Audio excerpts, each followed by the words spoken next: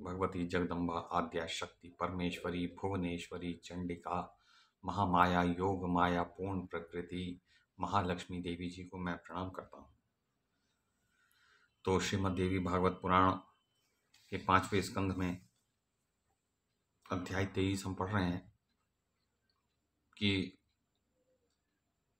शुंभ ने देवी जी के पास अपना दूत सुग्रीव नाम का एक दूत भेजा। ये सुग्रीव वो भिन्न है जो कि भगवान श्री राम का मित्र है, वो नहीं है, ये कोई अन्य सुग्रीव है। तो इसको भेजा कि तुम मेरे विषय में देवी को बताओ। तो देवी को जब उसने प्रशंसापूर्वक बताया शुंभ के बारे में, तो देवी जगदम्बा के मुख पर बड़ी सुंदर मुस्कान छा गई।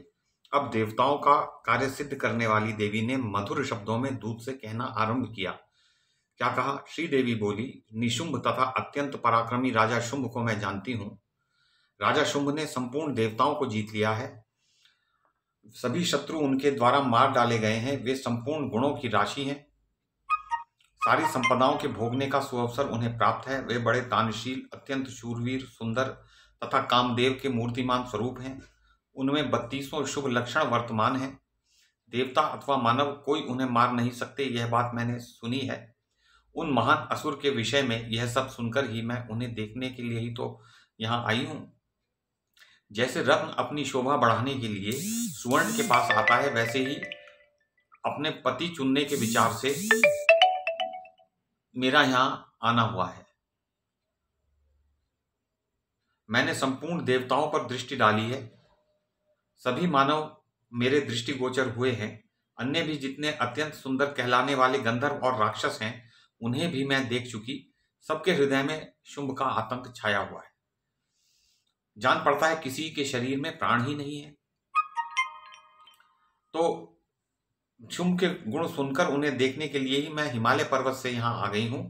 महाभाग दूत, तुम जाओ और महाबली शुंभ से कहो, मेरे ये सभी वचन अत्यंत मधुर वाणी में कहना, जहां कोई दूसरा ना हो। एकांत में कहना, राजन तुम बलवानों में अत्यंत बलवान और सुंदरों में सर्वोत्तम सुंदर हो। तुम दानी, गुणी, शूरवीर, संपूर्ण विद्याओं के पारगामी, विजयशील, समस्त देवताओं के विजेता, कुशल, तेजस्वी, उत्तम कुल में उत्पन्न, संपूर्ण रत्नों के भोक्ता, परम स्वतंत्र तथा अपनी शक्ति से समृद्धिशाली बने हो। तुम्हारा यह प्रभाव मुझे ज्ञात हो चुका है। मैं किसी को तो पति बनाना चाहती हूं, मेरी बात बिल्कुल सत्य है, किंतु राक्षसेंद्र, मेरे विवाह में एक अड़चन है। पूर्व समय में बाल स्वभाववश ही मैंने एक प्रतिज्ञा कर ली है। उस समय समान अवस्था वाली सखियों के साथ एकांत में मैं स्वेच्छानुसार खेल रही थी, क्रीड़ा कर रही थी। मुझे अपने शारीरिक बल का बड़ा अभिमान हो गया। अतः सखियों के सामने ही मैंने प्रतिज्ञा कर ली कि जो मेरे समान पराक्रम रखने वाला वीर सम्रांगण में मुझे जीत लेगा, उसके बलाबल को जानकर ही मैं उसे अपना पति बनाऊंगी। मेरी यह बात सुनकर सखियों के मन में महान आश्चर्य हुआ। वे ठहाका मारकर हंसने लगी। उनके मुंह से निकल पड़ा, इसने झट से यह क्या कठिन नियम ले लिया। यह तो बड़ी अद्भुत प्रतिज्ञा है। अतएव राजेंद्र, तुम भी मेरे ऐसे पराक्रम को जानकर मेरे सामने डट जाओ और मुझे बलपूर्वक जीतकर अपना मनोरथ पूर्ण कर लो। तुम अथवा तुम्हारा भाई कोई भी सम्रांगण में आ जाए, परंतु युद्ध में मुझे परास्त करके ही विवाह करना होगा। ये मेरी ओर से शर्त है। तो ये अध्याय 23 समाप्त हो गए 5वें स्कंद के श्रीमद् देवी भागवत पुराण में। तो अब व्यास जी कहते हैं कि भगवती जगदम्बा की बात सुनकर सुग्रीव के आश्चर्य की सीमा न रही। उसने कहा, सुंदर भौहों वाली देवी, तुम स्त्री स्वभाव के कारण सहसा यह क्या कह रही हो? अरे भामिनी, जिन्होंने इंद्र सहित संपूर्ण देवताओं तथा अत्यंत दुर्दांत अन्य दैत्यों को भी परास्त कर दिया है, उन्हें तुम संग्राम में जीतने की इच्छा कैसे रखती हो? जो सारी त्रिलोकी को पराजित कर चुके हैं, क्या वो तुम्हें पराजित नहीं कर देंगे कि तुम ऐसी बात कह रही हो कि मुझे जीत लो?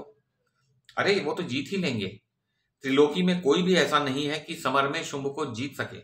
कमल पत्राक्षी, ऐसी स्थिति में तुम में सामर्थ्य ही क्या है जो तुम उनके सामने युद्ध में थोड़ी देर भी ठहर सको? सुंदरी, बिना सोचे समझे कोई भी वचन मुख से नहीं निकालना चाहिए और अपने विपक्षी के बलाबल को जानकर समय के अनुसार बात करना ही उचित है।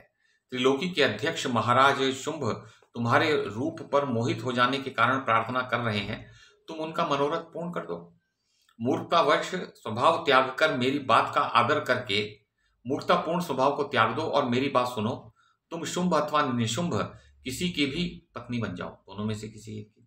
बाले, तुम उनके पास नहीं जाओगी तो राजा शुंभ अत्यंत कुपित होकर बहुत से अन्य दूतों को भेजेंगे। वे दूत बड़े ही बलाभिमानी हैं और तब वे तुम्हारी चोटी पकड़कर तुम्हें बलपूर्वक तुम्हें ले जाकर शुंभ के सामने उपस्थित कर देंगे। तो तुम्हारा अपमान करेंगे, तुम्हारे साथ चेष्टा होगी। तो तुम ऐसी बात क्यों कहती हो?